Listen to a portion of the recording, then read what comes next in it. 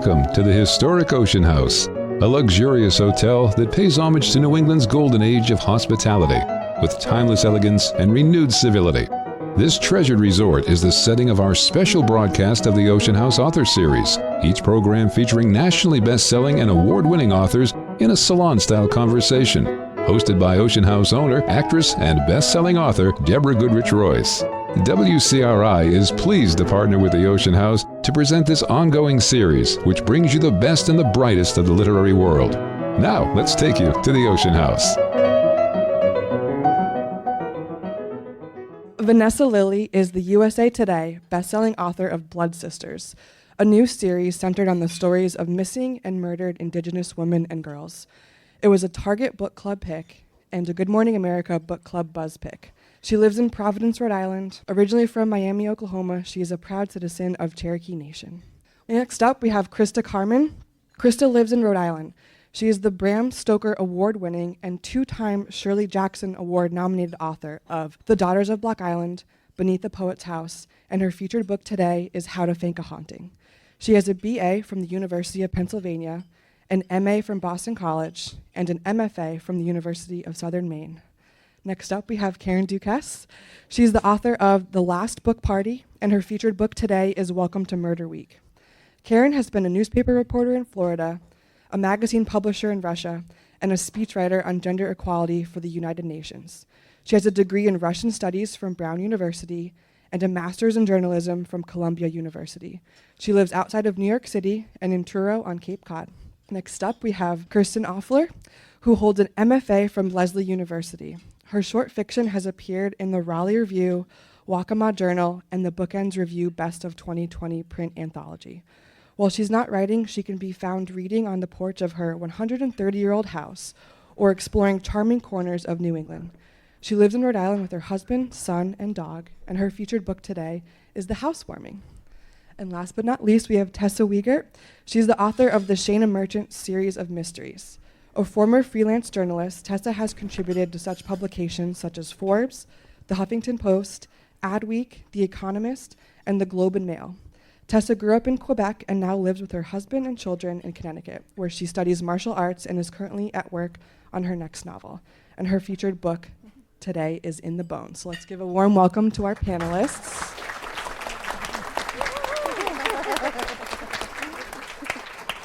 Our panelists will be in discussion today with Deborah Goodrich Royce. Deborah's latest book, Reef Road, was a national bestseller and named one of the best books in 2023 by Kirkus Reviews and an Indie Next Pick by the American Booksellers Association. Her forthcoming book, Best Boy, comes out in February 24th, 2024, and is available for pre-order now. She began as an actress on All My Children and in multiple films before transitioning to the role of story editor at Miramax Films, developing Emma and early versions of Chicago and A Wrinkle in Time. With her husband Chuck, Deborah restored the Avon Theater, Ocean House Hotel, Deer Mountain Inn, United Theater, Martin House Books, and numerous Main Street revitalization projects in Rhode Island and the Catskills. After today's panel discussion, we'll open it up to questions, so if you raise your hand, we'll give you a microphone. And that is all from me. Please join me in giving a warm welcome to our thriller panelists and Deborah Goodrich Royce.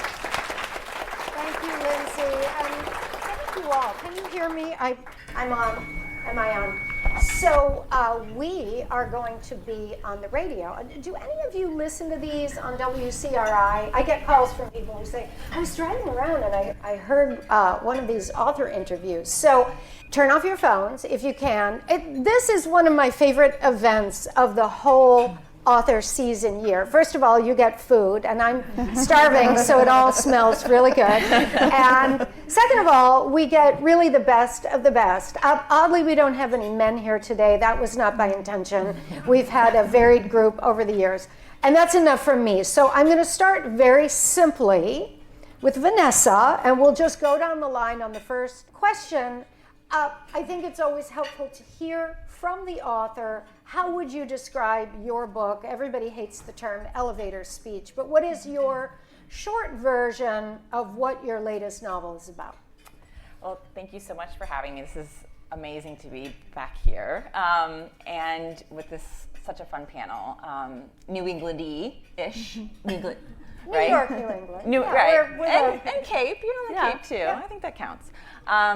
So The Bone Thief is all set in Rhode Island. I've been here since 2011. I'm originally from Oklahoma, but all 7 of my books have been written in Rhode Island, and I truly don't know what books I would have written if I did not live in Rhode Island, so I credit a lot of Rhode Island. The Bone Thief is my character from Blood Sisters, which you don't have to read that first, but Sid Walker is an archaeologist for the Bureau of Indian Affairs, and she's called to a wealthy kids camp in kind of South County, Rhode Island, and some remains are found tied to the Great Swamp Massacre. And those remains are quickly stolen. It is called The Bone Thief, so I don't think that's a spoiler. And so she's not only investigating those bones, but there is a missing Narragansett teenage girl. And all of it is connected to a secret society whose founders go all the way back to the Mayflower. So there's some truth in fiction, as well as New England history, archaeology, and make it a thriller. So, Thank you, Christa. Yes. So like Vanessa, I want to just echo thank you, and this is so wonderful. And also like Vanessa, I will echo that my 2 previous novels are also set in Rhode Island. So one was set on Block Island, one was set in Providence, and the new one is set in Newport, sort of backdropped by the Newport mansions. The 2 main characters work for the Preservation Society of Newport County, and main character Lainey, she's married to a man that, the way I describe it is like he's an alcoholic, but not on paper. So he's never had a DUI, he holds a really great job, and he has a very wealthy family that's connected to the police and the hospitals and everything important in Newport. And she wants to divorce him, but she fears that if she were to divorce him, she's been threatened that if she divorces him, she will not get custody of her daughter and that he will. So as one does, she then decides to go very crazy with her idea to get rid of him. With her best friend Adelaide, they stage a haunting in the house so realistic that it drives him away. But of course, things don't go exactly as they plan. As they usually don't. Right. When they go haunting. So, Karen? Okay, my novel is not set in Rhode Island. It doesn't mention Rhode Island. next time.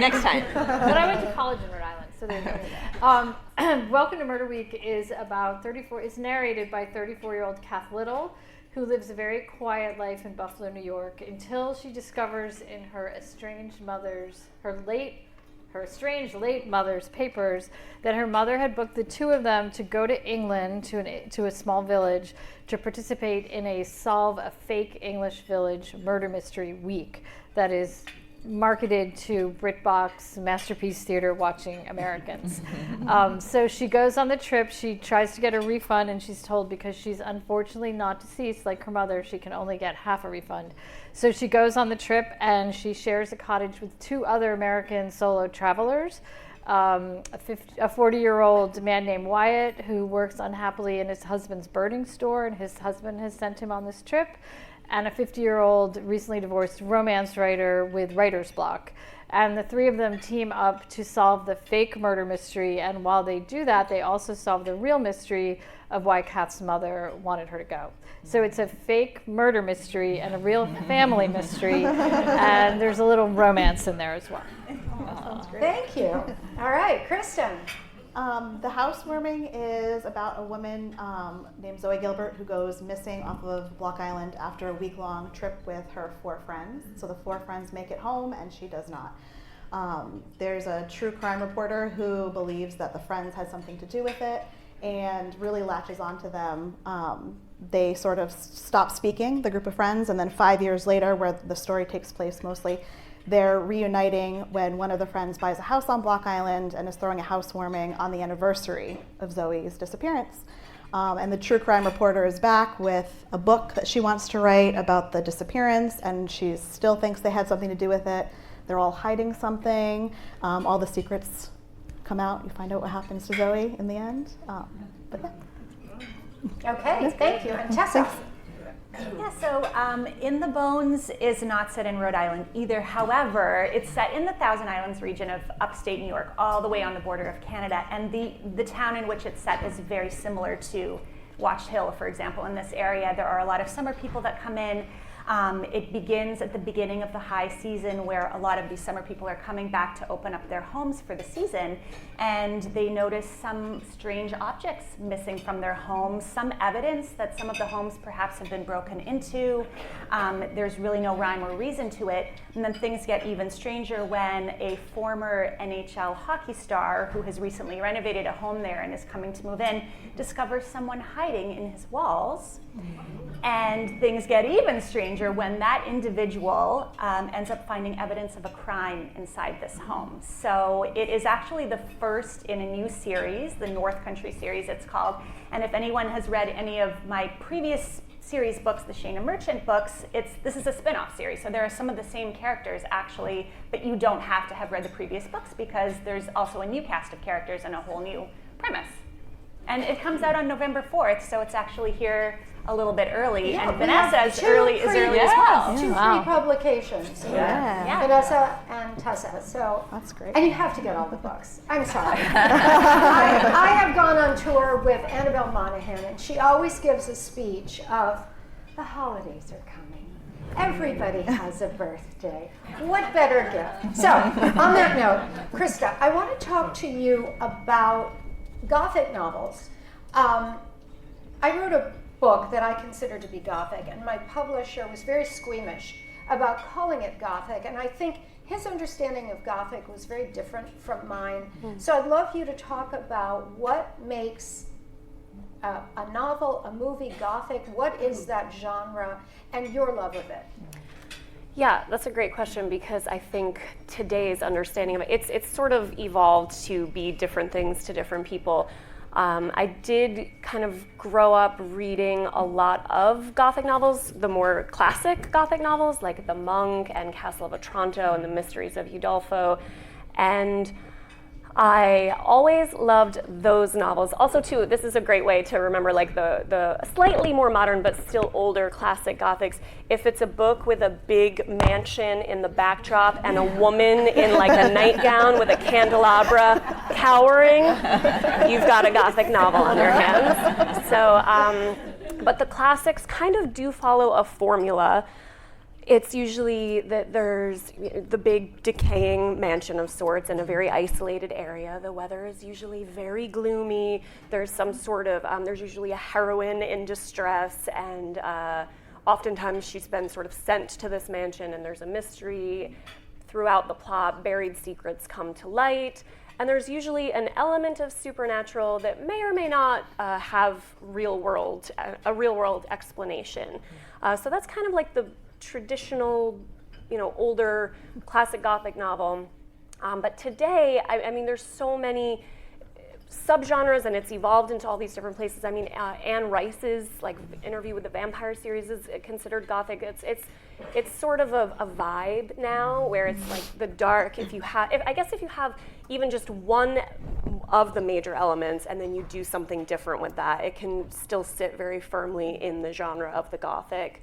And today, at least in my opinion, I mean, it's hard to, nobody really wants to read like the traditional Gothic novel. It's been done a million times.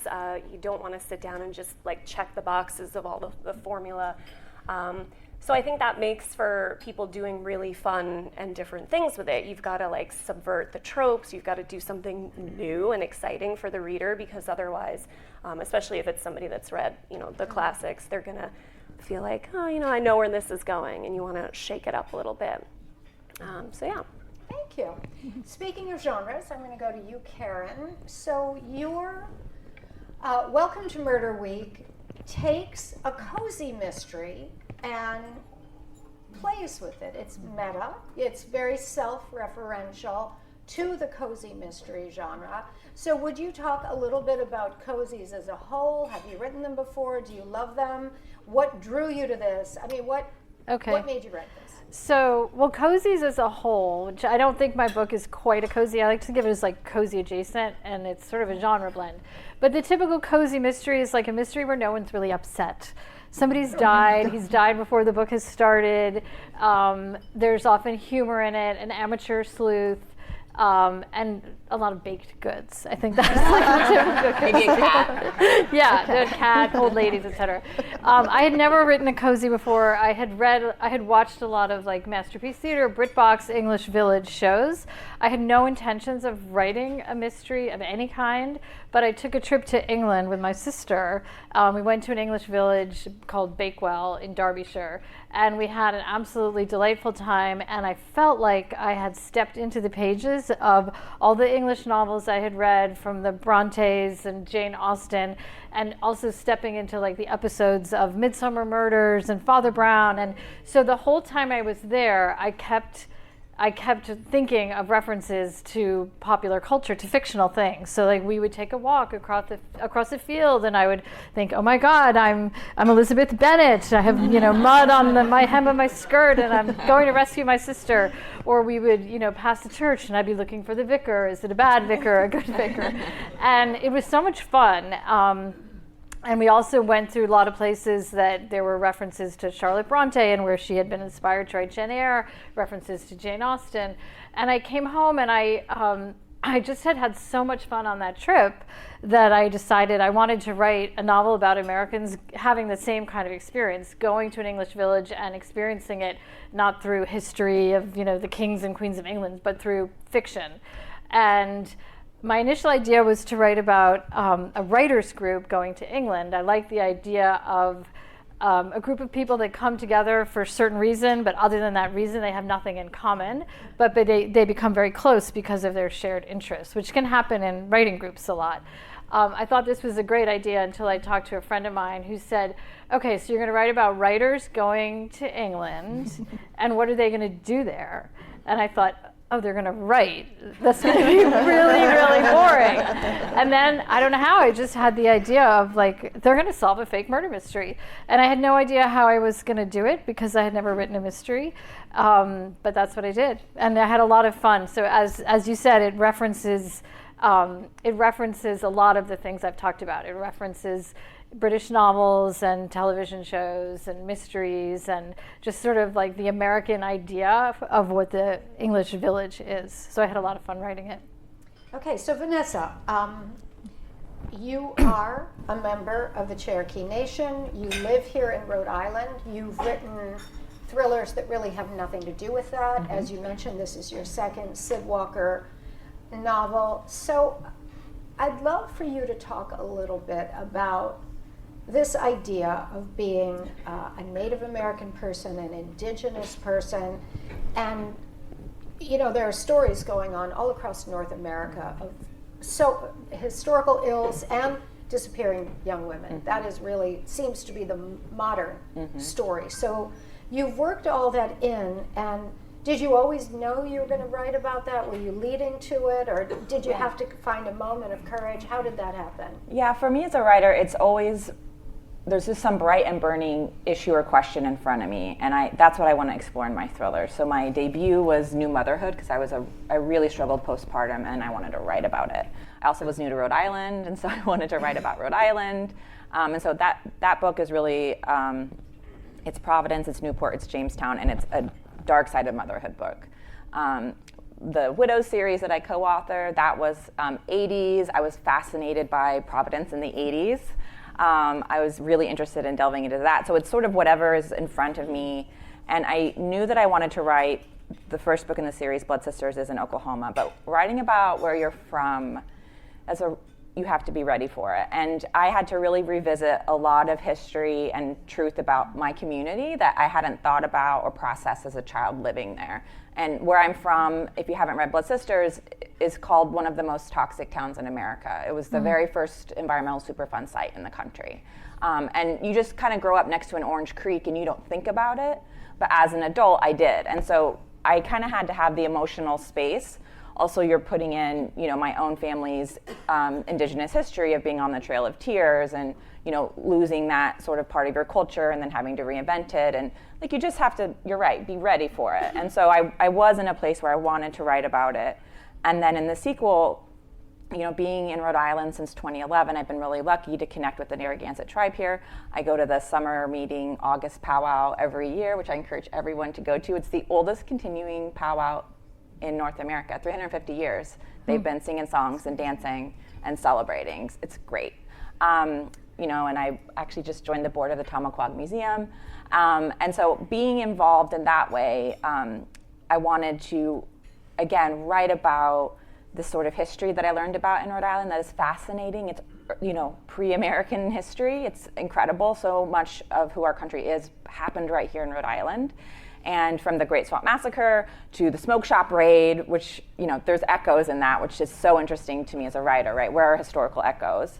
And then also, you know, we're in the heart of colonial America. And I'm an Okie, right? Like, I'm not from here. And so it's been really interesting, you know, to see the beauty of this place, of these homes and places with the wooden shingles and the plaques of how long the homes have been there. But then there is a history here too that really, to me anyway, isn't talked about a lot. You know, stolen land and the relationship of the government and the tribes, and in my opinion, you know, the lack of support for their continuing. And so The Bone Thief really explores like those questions. I don't really have a lot of answers, but as a writer, a thriller writer, I want to delve into the questions. And there were a lot of really fascinating questions for me coming into Rhode Island as a Cherokee person.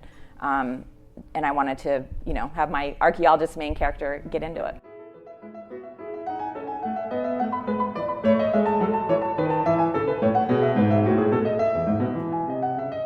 We'll take a short break and be back with the Ocean House Author Series here on WCRI.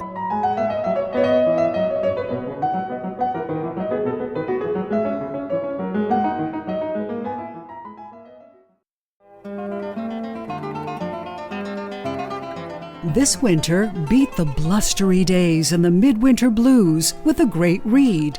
Present the gift of escape from nationally best-selling and award-winning author Deborah Goodrich Royce.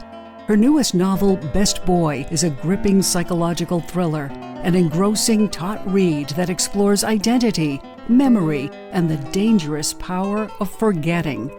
The novel is available to pre-order right now, well ahead of its late February release. And here's the best part. Pre-order the new thriller Best Boy, and you'll be ready to join the excitement of the launch party at the United Theater in Westerly on Sunday, February 22nd at 5 p.m. To learn more about the author's life and works, visit DeborahGoodrichRoyce.com. Best Boy, pre-order today.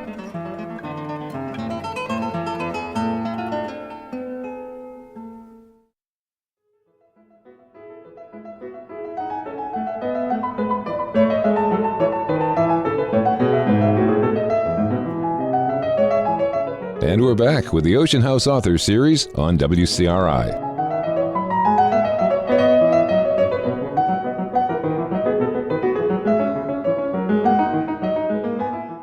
Kristin, the housewarming is your debut. I mean, that is a major accomplishment. Yay. Kudos. Yes. Thank you. So, talk a little bit about your way into writing a novel. Have you always been writing, and how did you get to be sitting in this chair today? Yeah, I've always been writing, always been reading. I wrote another book before this that the one that's in the drawer that no one will ever see. 4 years of writing and revising and queried it a little bit and got some rejections and panicked. And then I started writing this. But I got my MFA after I was in undergrad. I was taking creative writing classes and realized I really like this. I want to, explore this a little bit more. And then, did the MFA and focused mainly on short fiction. So for a long time, I was writing short fiction, trying to place short stories in journals. And in the back of my head, I knew I wanted to write, novels someday, but I didn't really know how. So the first novel I wrote that never will see the light of day started as just a free write, and there was something interesting about it, so I kept writing, and then I got a year into it, and I was like, okay, this is a lot. This is probably a book, but it's a mess. It's all over the place. And then I studied how to, plot a book. What is plot? It's all vibes initially. So how do you plot something? And then when I put that one away, I kind of felt like I knew a little bit more about what I was doing. But again, I didn't, because it took me, again, several years to get this to a place where I could bring it to be queried to agents, but I was a new mom when I started writing this, and so I was writing during nap time. That was sort of like my time to get some writing in, and so I wasn't really plotting much. I was just like, the baby's down, how long do I have? 20 minutes, 2 hours, let's just write something. And again, got to the end and I was like, this is a mess. There was no missing person initially in this book. There was no real mystery. So I had to go back and do a draft where I was incorporating these things that I was discovering through each part of the process. But it took a long time to get it here, but I'm glad it is. Well, we are too. We're very Oh, thank you. Yeah. Tessa, so you write series. Yes. I love hearing, as a non-series writer, I write standalones. Do you have kind of a Bible and a character descriptions for all these people who are going to go forward, or just a select? Obviously, not all the characters go forward. The dead person doesn't go forward. But do you know at the outset you're going to write a series? Does it just evolve? What is that all about for you? Yeah, great question. So it evolved for me because the very first book that I published I didn't intend for it to be a series, the start of a series at all. I wrote it as a standalone. It's called Death in the Family. I wrote it as kind of an homage to Agatha Christie's And Then There Were None, which is one of my favorite novels, which also has a gothic vibe to it, Christa, I think. So I wrote it as a standalone, and then my agent and I found an editor who said, you have this detective character. She's a senior investigator with the New York State Police. She has this kind of traumatic backstory where prior to moving up to the Thousand Islands, she survived an abduction by a serial killer that she was investigating, and she was the only survivor. So there was all this backstory kind of built into this standalone novel, and so my editor said, would you consider making it a series? And of course, if someone's going to offer you 2 books instead of 1, the answer is always yes. So I said, absolutely, I'll figure that out. So I ended up taking kind of the ending of that first book and making it the beginning of the second book. And then things just kind of snowballed from there. I didn't ever know, and I still to this day don't know with the new series, how many books there ultimately will be in the series.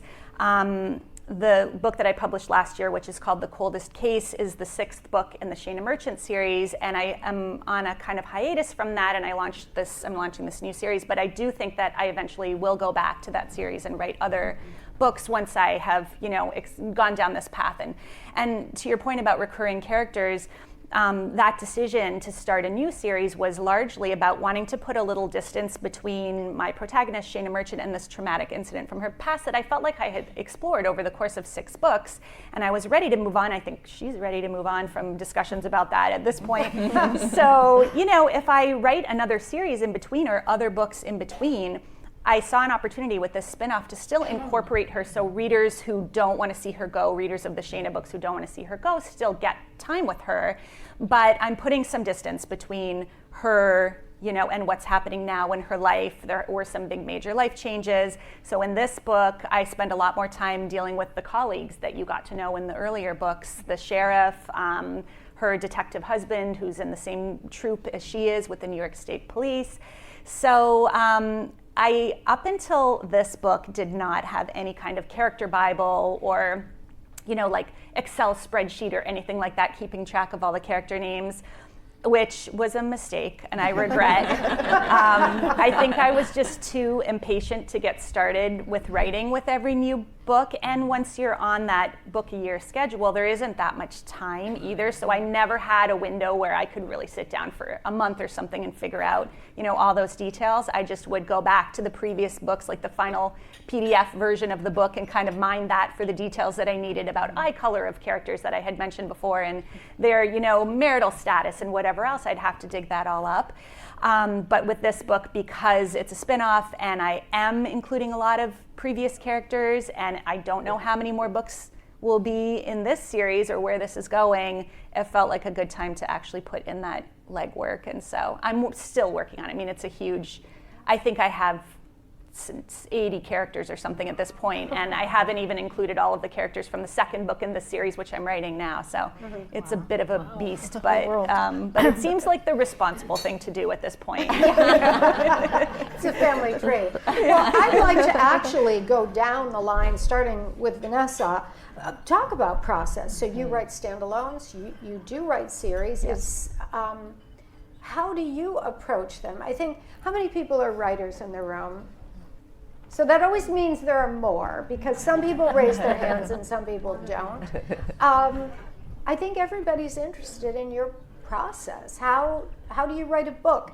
How do you spend your day? Do you write 5 days a week, 7 days a week, 3 hours a day, 6 hours? Are you sporadic? What do you do? I'm sporadic. I'm a chaos writer is what I call it. I'm really into, especially, so there's two scenarios. There's a scenario where you have a book contract and you have to write that book by a deadline. That's a different feeling than, like right now I don't have a contract. So I'm writing 2 books right now that no one asked for, and I'm having the most fun possible. I am doing whatever the heck I want. Every day is a joy. However, when like The Bone Thief was under contract, and my editor had visions for when it would be done. So to that question, I was in it every single day, and doing my best to find joy, because I think being a writer, I just philosophically, I want to enjoy the process. I think that comes through in the writing. I want to be passionate about what I'm writing. I want to be driven by questions. I want to be obsessed with my characters. But if you're just feeling the pressure of deadlines all the time, it can weigh on you. And honestly, The Bone Thief, it took me 2.5 years. It was not a zip process. But there was so much history in it, and I just felt like writing a book about Rhode Island and the Narragansett and American history, like I wanted to do my due diligence. So it's a lot of research. That's probably the big answer for me is research is such a big part of my process. And often if I feel stuck in a chapter, I will look to research to see what plot twists could come that is actually rooted in real history, because I love that. And there's 2 different types, they say. There's the plotters, which means you can imagine like a spreadsheet or a corkboard, and you're sort of plotting each scene out. And then there's the pantsters, so it's right by the seat of your pants. My natural form is pantster. But then I have a book that all the characters are sitting at dinner talking to each other for 75,000 words. You don't want to read it. So I force myself to be a plotter, and I'm constantly going back, picking up my plot books. I love to take a big piece of paper and sketch everything out beat by beat. And so I'm having some fun and bringing that into the process, and then I'm like, okay, now it's business time, and you got to look at the plot and make sure you're really hitting all of these notes as you're going. Just a follow-up question with you, and research versus writing. Are you the kind of writer who does all the research first? I don't think that's what you just said. It sounds like you'll go back and start writing, or do you research up to a certain point and then do both? How do you do it? Whatever you kind of need to jumpstart it, right? Like the Great Swamp Massacre is in the opening, like my archaeologist character has remains tied to the Great Swamp Massacre. So I knew I have to needed ask, who has heard of the Great Swamp Massacre of Rhode Island? So it's the bloody 50-50. Yeah, it's the bloodiest battle in Rhode Island soil. It was the sort of just like the Cherokee have the Trail of Tears, the Narragansett have the Great Swamp Massacre. That was the point at which the colonists unprovoked attacked them and murdered mostly women and children and elderly, and then put the tribe into either indentured servitude or slavery, or they went into hiding. So that was sort of their moment in which they were dispersed and tried to be kind of erased. There were a couple others throughout history, but that was the big one. So that's an important, thing. So I wanted to do justice as best we can, because most of the accountings of that are not by the Narragansett, right? They're by the victors, by the colonists. So I did a lot of research. I actually, on the drive here, was just thinking, because you drive by the Great Swamp Massacre Memorial Road, which is just off Route 2. You also go by the smoke shop. You go by where the powwows have been happening for 350 years. There's a lot of really powerful indigenous history out this way. So I did a lot of research at first, but as you're going, it's like, oh my gosh, I need to learn more about this. I was watching videos of the raid of the smoke shop, right? There's like videos of that, and listening to testimonials, reading newspaper clips. So as you're sort of going into different plot points, you start researching more. Thank you. Christa, what is your process? You are a young mom with very cool fingernails. Can you hold that? I know, I've been admiring. Yes. In Radioland, you can't see these, but they're kind of amazing. They're spooky. So, how do you do it? Yeah, it's definitely a different, so Kristin and I had an event yesterday and we talked a lot about process and how each book is different. So I also agree that like just writing something, for me, writing something that nobody is waiting for is a very different process than like writing one on a deadline. So I had a 2-book deal first with my publisher.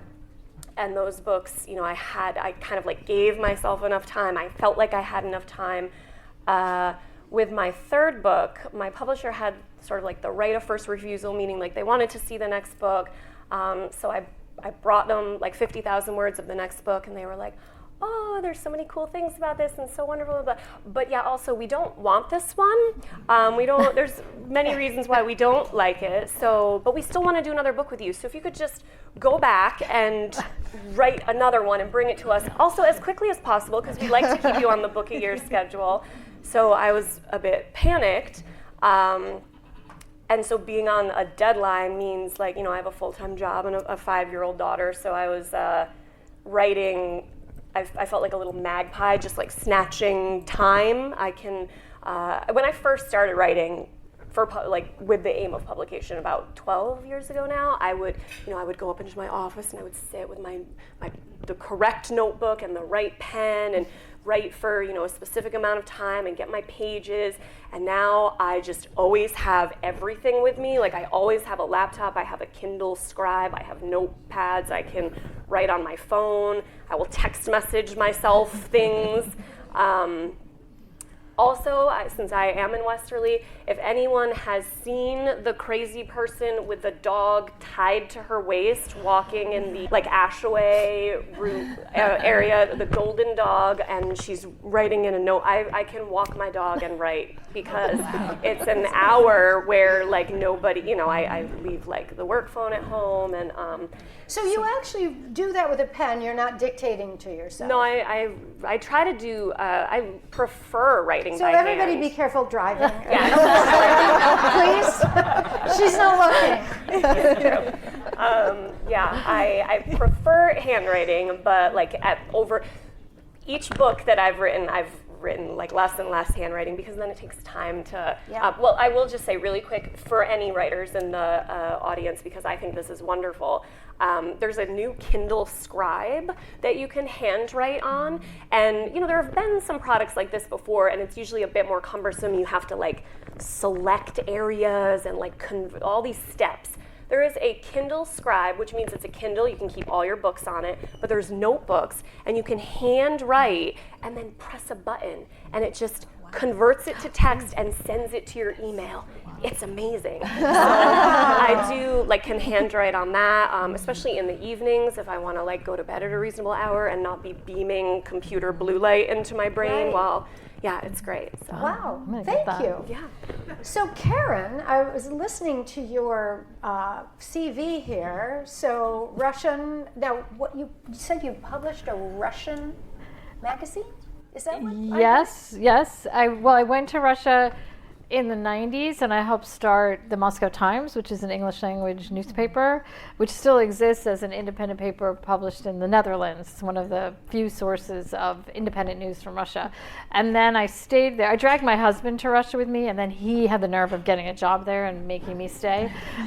So we were there a long time. So the company I worked for started publishing the Russian editions of glossy American magazines, and I was in charge of the men's magazines. So we launched the Russian edition of Men's Health, which at the time, Russian Men's Health was kind of an oxymoron. Right.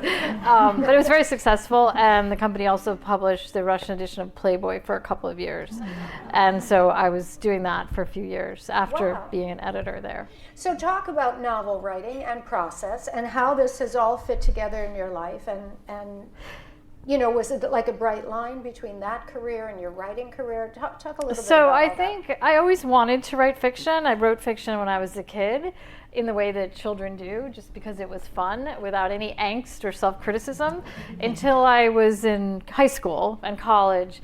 and I started just doubting my own voice, and the inner critic was fierce. And I was studying at Brown in the 80s, and there were all these male writers swanning around campus prepared to become the voice of their generation, and they did. Yes, and semioticians. And I was very intimidated, and it kind of like shut me down creatively.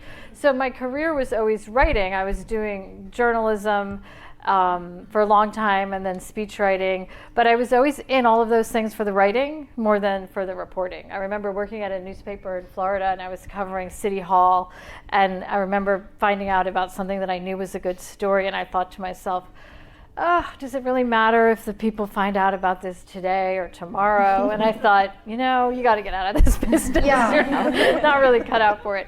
But it wasn't until I joined a writing group when I was almost 50 that I started unlearning some of the ideas about writing that I had from journalism and from who knows where. I think the main one was that I thought that writers had to know exactly what they wanted to say, that they would know what their story was, that they would have the plot and the why of it before they set out to write, and I didn't. And it took me a long time to learn that you can have the impulse to write and figure it out as you go, that you can figure out what you want to say while you write. And it was in a writing group that helped me learn that. And that's really where I wrote my first novel, The Last Book Party.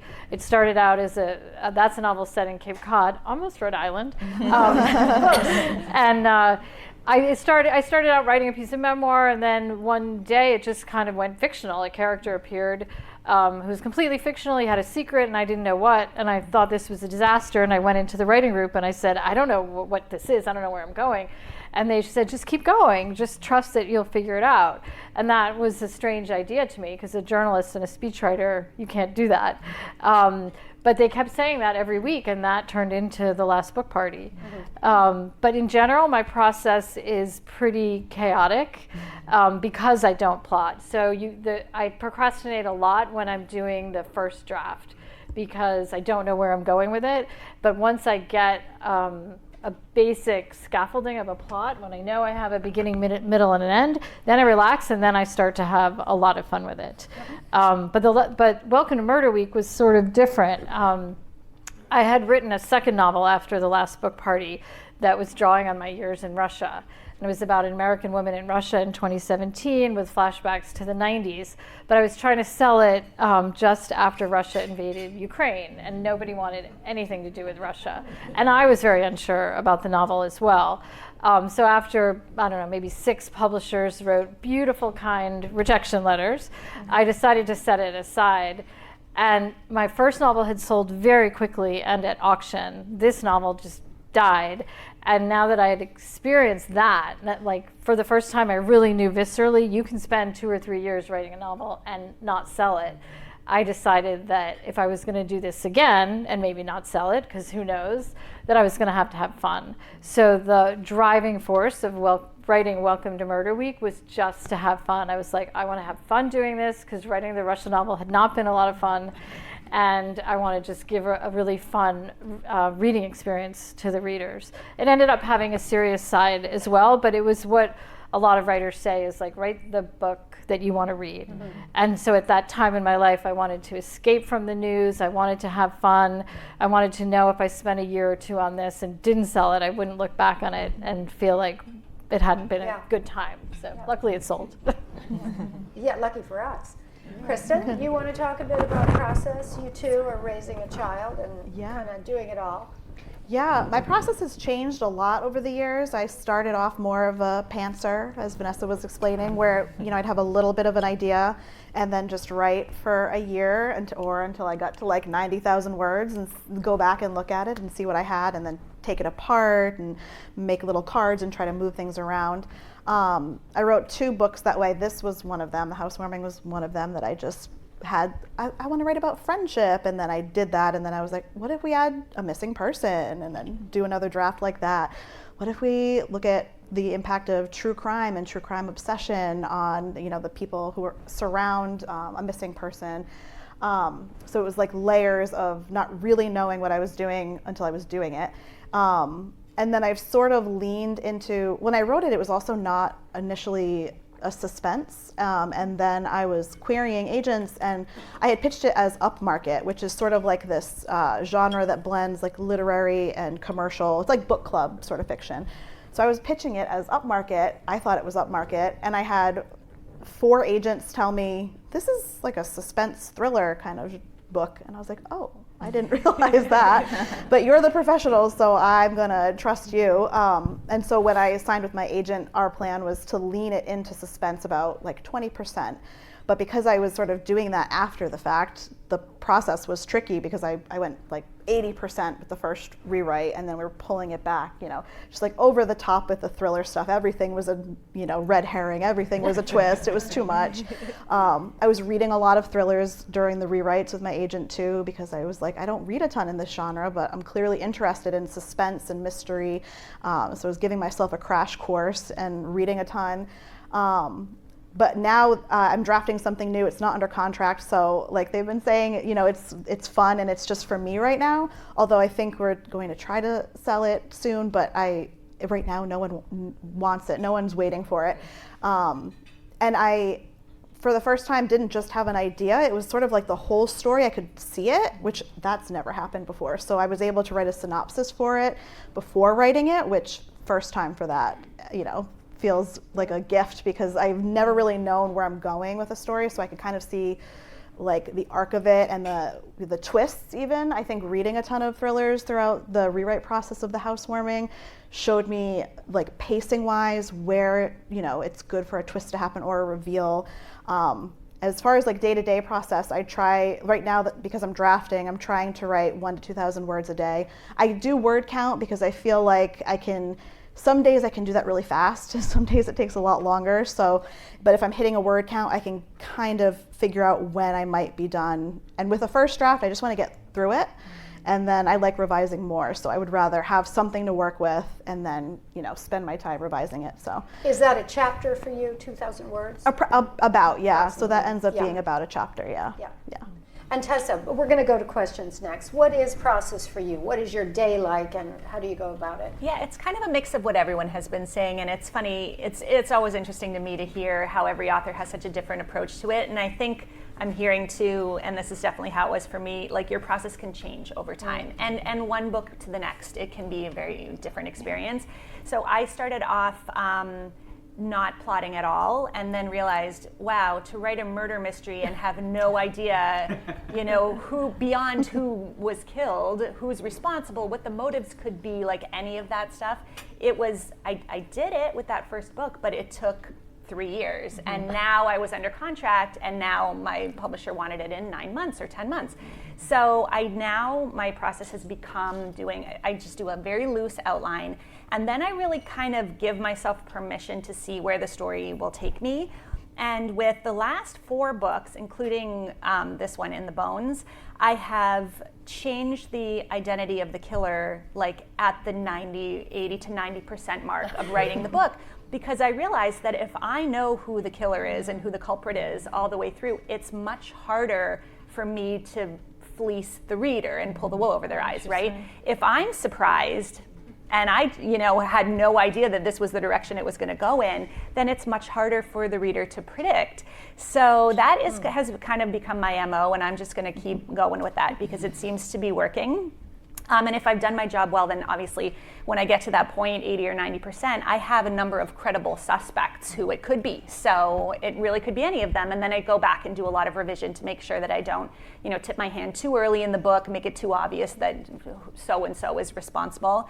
In terms of kind of the day-to-day of writing, it is a little bit chaotic too.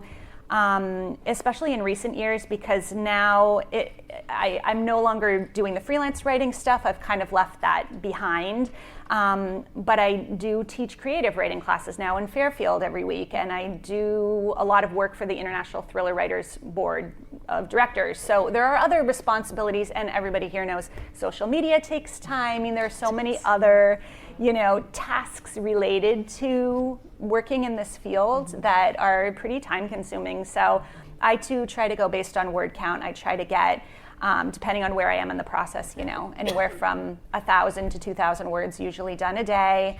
And if I can do that, then I feel like if I reach a point where, like right now, I have a bunch of events coming up because the book is releasing on November 4th. If there are some days where I know there will be some days where I'll struggle to meet that word count because I'm traveling or whatever, I can then kind of front load and do more in advance or catch up later on as needed.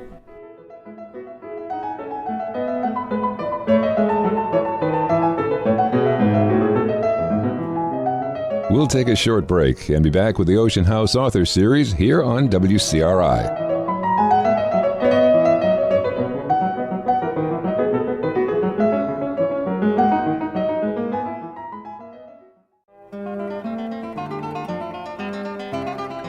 This winter, beat the blustery days and the midwinter blues with a great read.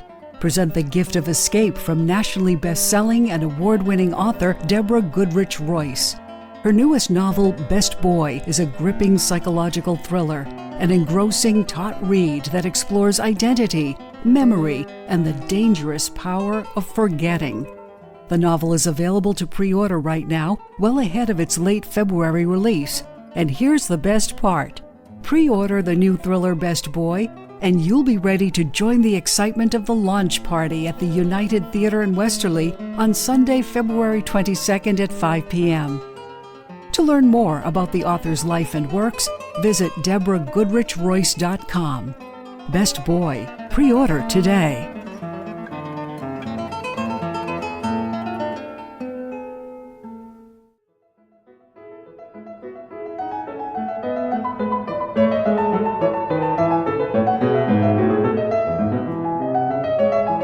And we're back with the Ocean House Author Series on WCRI.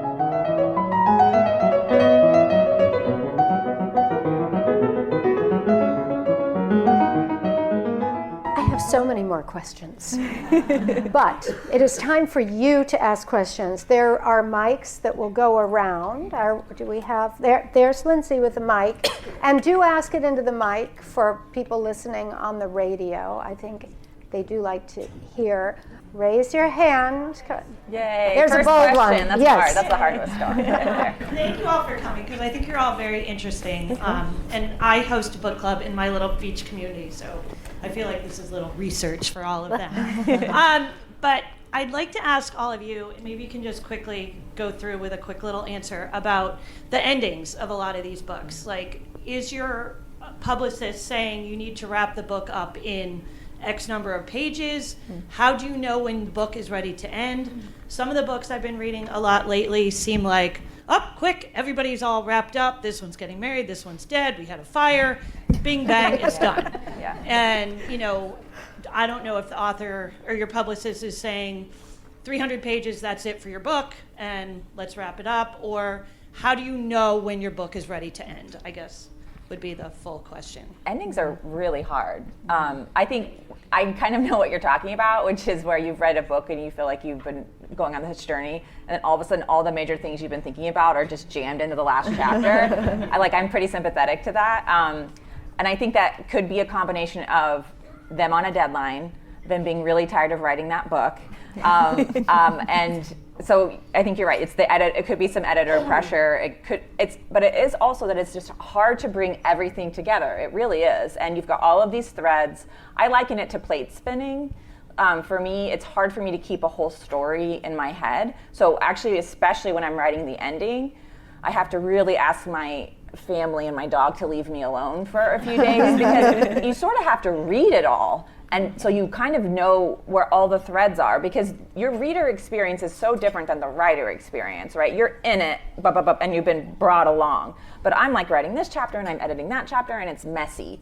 And so you have to sort of be in this, all right, how do we get every plate spinning and then sort of stopped in a way that feels satisfying, which is also part of that reader experience. So for me, from a craft perspective, I have to make sure I have the time to be so deeply immersed in the book and the story that I can see it like you're seeing it, and hopefully it will feel satisfying as I'm writing it. And that said, there's sort of a little epilogue at the end of The Bone Thief, and that was a thing I wrote right before it went to copy edits.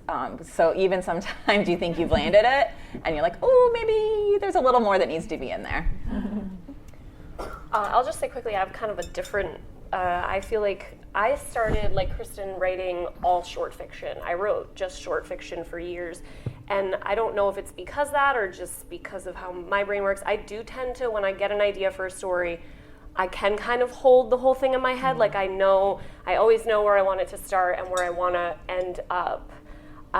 So yeah, I feel like I'm thinking about like the 3 novels I have published, the new one that I'm like just about finishing up with, the first trunked novel. I feel like I don't know, the ending is kind of in my head from the beginning, so it's more for me about making sure everything in the middle bridges those 2 places sufficiently. Yeah, I think that endings are not as hard as middles generally. But I've never written a book under contract, so there's never been any pressure from anyone saying how long it has to be. But in all my books, there's been something along the way that I've set up. So in the first book, which was totally pantsing it, at some point the characters are talking about an end of summer party where these are all writers, and where people are going to dress up as characters from a book, and the guests all get drunk and they try to guess who's dressed as what characters. And I knew that was going to be the end of the summer, so I realized, okay, I'm writing towards that party where something big is going to happen. That's going to be the big scene where things are going to happen, and it's going to change everything for my main character. So I'm generally writing toward that. And with Murder Week, I knew that the week was going to have to end, the fake murder was going to have to be solved, the real mystery was going to have to be solved. So I'm generally writing toward that. And I find that I don't like books that are all wrapped up where everything is resolved, but I like all the main characters to be brought to a different place. So it's clear they're in a different place and they're on the precipice of something, and it's kind of up to the reader to imagine how it's going to be. So I'm kind of writing towards an event and towards a feeling more than trying to tie up every single loose end. Yeah, for me, the endings tend to be malleable and they change a lot, probably because with this book especially, I was just writing, by the seat of my pants. And when I was working with my agent and we were, we did several revisions to make it more leaning into suspense, the ending changed. I had a much darker ending that, took you beyond where it does end, and you get to kind of see a little bit more. And then we pulled it back, and we were just playing with different places to end. But that wasn't really about having a certain page number or word count. It was more about where's the right spot where you're ending on the note you want to end on. Things feel resolved. I also don't really like a super tidy ending, but I've had some people ask me, well, what happens to so-and-so after the end? And I was like, well, whatever you think happens, I use your imagination, I don't know. So for me, they're kind of more flexible. I think I try out different endings to see what works. Yeah, I'll just add that it's pretty standard in contracts for authors that there is a minimum word count and a maximum word count too, so that's something that we do have to take into consideration. A lot of publishers, because printing costs are expensive, they don't want to see you do more than 90,000 words for your manuscript, or maybe even 85,000 words. So that's something that I always try to keep in mind when I'm writing is where those 3 acts really will fall and where the bulk of the action has to take place, and do I have enough words left to be able to wrap everything up the way that I want to. So there is a lot of revision that goes into that. I want to say one thing about that. I wrote a cozy mystery recently, and I read 20 Agatha Christie's back to back, and her books are short, and they hold up. And one of the things I do, I read my books aloud when I'm getting toward the end of the process, and I think there's something to hearing it aloud that I'm a big believer in editing it down. And it really helps. And I always give this reference. I started as an actress 1,000 years ago on a soap opera called All My Children. And I had a director who would, give us copious notes. And then as he was leaving the room, the set room that we were on, he would always turn around and say, but if you can't do it good, do it fast. That always stays in my mind. Anyway, I think we really have time for another question, and then you're going to get to talk to everyone at the tables. Hi.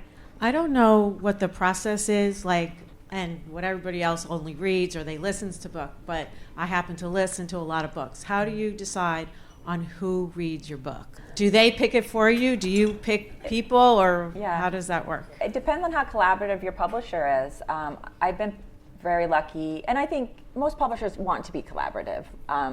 But I've been lucky. I've suggested names before, and for this series, it was important that it be an Indigenous woman. And what was really cool is not only did they do that, but actually the producer is an Indigenous woman as well. And I was talking to one of the voice actors, and she said that's the first time she'd ever worked with a producer who is an Indigenous woman. So it's also nice because you can bring in that level of authenticity. But they sent me different actresses reading, a few pages, and I had to just sort of ask myself, is this my main character's voice? And so, which is a cool and somewhat scary thing. I'm always so relieved when people say they enjoy the audiobook, because in some ways, if they don't, it's a little bit my fault because I picked the narrator. Yeah, same. I get auditions, I think 3 to 5, depending on the novel, and just got to listen to them. And I actually chose the same narrator for my first 2 books. And then I felt like the new book, I loved her. She was wonderful. I also know her in person. She's part of the horror community, so I see her at events. But yeah, it just wasn't the main character's voice for the third one. I needed somebody that sounded a bit more unhinged, or having the ability. My first narrator was very controlled, so I wanted somebody that could do some of the crazy scenes with a bit more emotion to her voice. Yeah, I think it depends on the publisher. So with my first book, they sent me 3 clips from 3 different narrators, and they said, which one of these would you like? And it was my first book, so I didn't realize this was kind of a question you give a toddler, do you want chicken nuggets or macaroni and cheese? And they have to pick one of them, because I probably should have said, none of the above, please give me another option, because I didn't love any of them for this book. It ended up fine. With the second book that was published, they sent 6, and they said, please rank them. So I sent back which 2 I liked. So I had learned a little. But they generally send you one little clip, but you can go on Audible and search by narrator and find all the things they've done. So I listened to lots of things before I picked, and I wanted someone who could do a good English accent. And most of the people they sent me were narrators were actors who could do British voices as well as American English. Mm-hmm. Yep, same for me. It was 3 options, and then just picked the one that felt right. I don't listen to a lot of audiobooks, so it was a little stressful because I know that it can make or break it for audiobook listeners. The narrator is really important.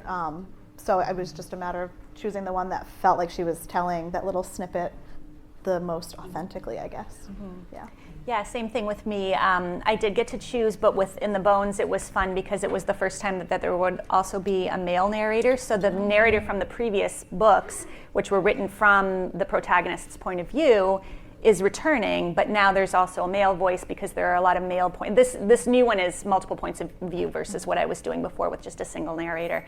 So that was fun to be able to listen to the samples and think about who might be a good fit and, slot them into this world and imagine whether or not they would belong there. And hopefully listeners will feel as good about it as I did.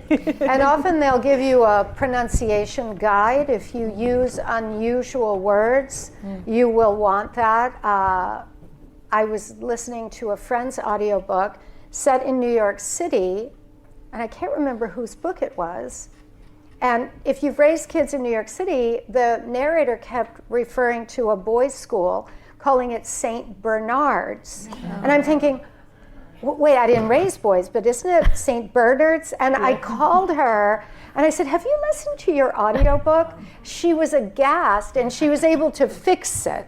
They just re-record that. So if you have very specific words, I had characters in one book who were Chaldean, which is a particular type of person from Iraq. Chaldeans are in the Bible. Many people say Chaldean, which is not correct. So you want to give a pronunciation guide on that. And I have my next audiobook, I'm trying hard to, I want to rush hearing the selections because my protagonist has damaged vocal cords.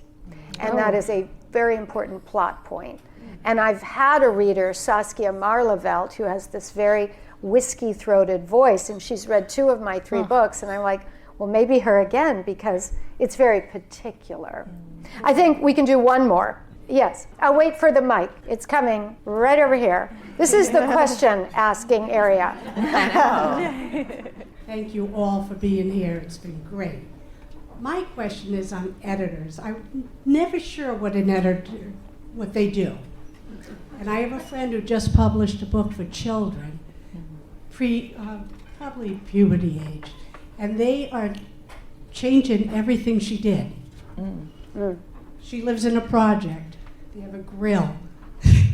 Nobody in a project has a grill. She read the book, she has it, and I'm reading, I'm like, this isn't like a project. Who is this? And she goes, I don't know what to do. That's what they did. They changed everything. Wow. And they said because of the atmosphere, the political atmosphere of this season, this time in. Yeah. That no school would have it in their library. That might be true. Do you get that though as adults? Anybody want to take the editor question?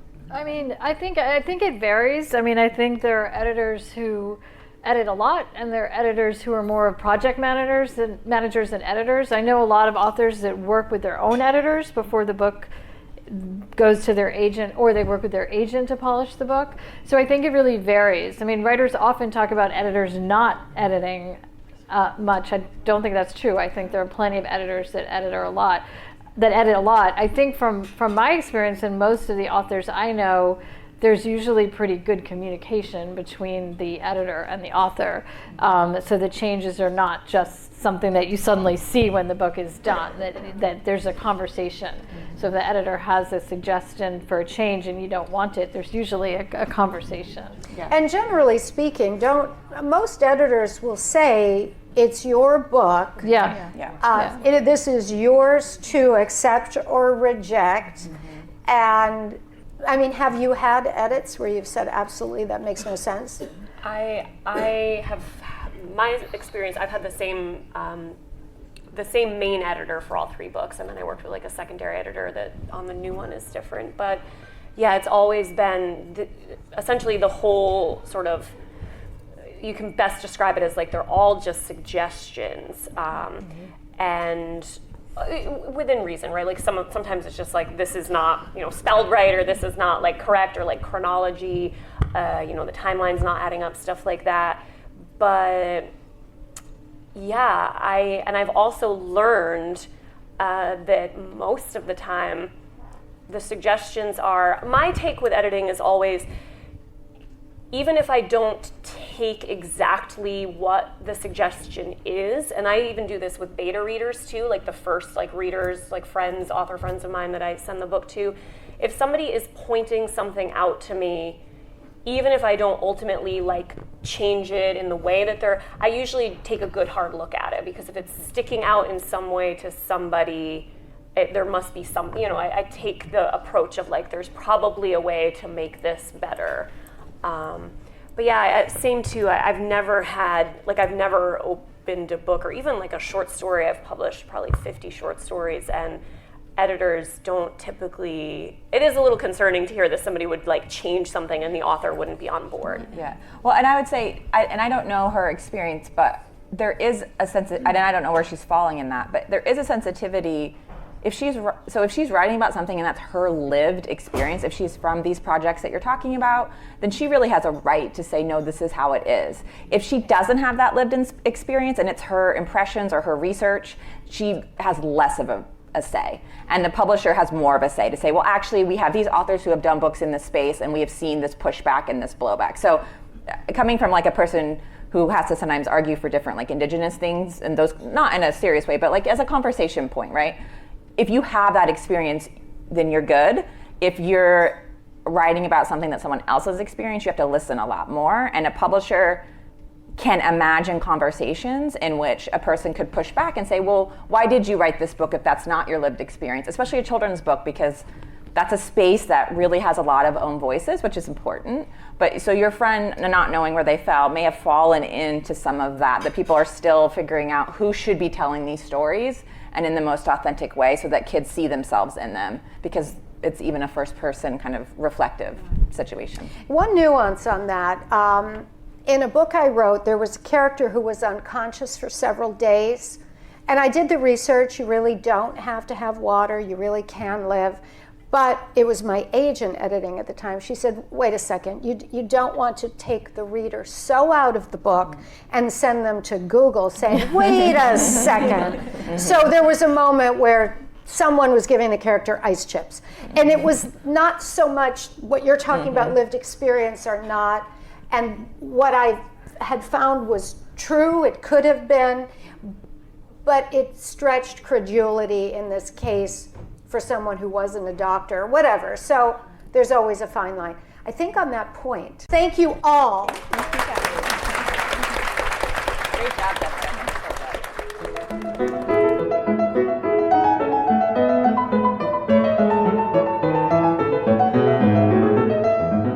Thank you for joining us for this special broadcast of the Ocean House Author Series with Deborah Goodrich Royce. Please tune in each month as we'll bring you a new Ocean House Author Series highlighting nationally best-selling and award-winning authors in a salon-style conversation. Hosted by Ocean House owner, actress, and best-selling author Deborah Goodrich Royce. WCRI is pleased to be partnering with the Ocean House to bring you this ongoing series highlighting the best and brightest of the literary world. Thank you once again for joining us. And in the words of Margaret Atwood, in the end, we all become stories.